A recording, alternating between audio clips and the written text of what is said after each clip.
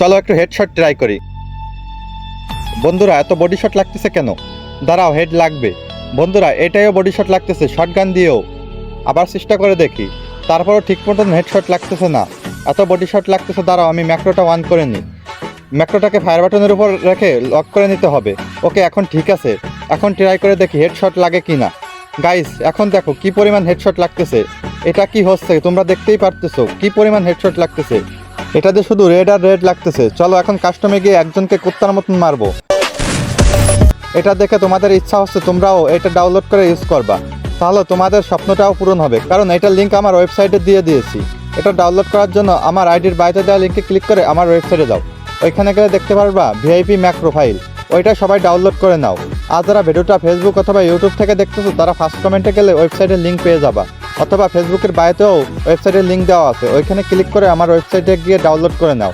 অথবা গুগলে গিয়ে সার্চ করো jack.ff20.top। অনেকের ডাউনলোড করতে বা সেট আপ করতে অসুবিধা হচ্ছে, তারা টেলিগ্রাম চ্যানেলে জয়েন হয়ে থাকো, ওইখানে সব কিছু সলিউশন পেয়ে যাবা। এখন বলে এটা তোমরা কিভাবে সেট আপ করবা? এটা সেট আপ করার জন্য আমার ওয়েবসাইট থেকে 2টা ফাইলই ডাউনলোড করে নিতে হবে। তারপর সিম্পলি ম্যাক্রোটাকে ইনস্টল করে নিতে হবে। তারপর ZRG ভার্বে চলে যাও, ওইখান থেকে ডাউনলোড ফাইলে চলে যাও। ওইখানে গেলে এইরকম একটা অ্যান্ড্রয়েড ম্যাক্রো ফাইল দেখতে পারবা, ওইটা এক্সট্রাক্ট করে নাও। ওইটা এক্সট্রাক্ট করার জন্য পাসওয়ার্ড লাগবে, পাসওয়ার্ডটা তোমরা আমার টেলিগ্রাম চ্যানেলে পেয়ে যাবা। ওইখানে পাসওয়ার্ড দিয়ে ফাইলটা এক্সট্রাক্ট করে নাও। তারপরে উপরে এরকম একটা ফাইল চলে আসবে, ওইটার উপর ক্লিক করে ওপেন অ্যারোতে ক্লিক করে দাও। তারপরে ম্যাক্রোটা সিলেক্ট করে দিবা। তারপর জাস্ট অন বা অ্যালাউতে ক্লিক করে দিবা। তারপর হালকা একটু লোড নিতে পারে, তারপর ওইখানে ক্লিক করে দিবা।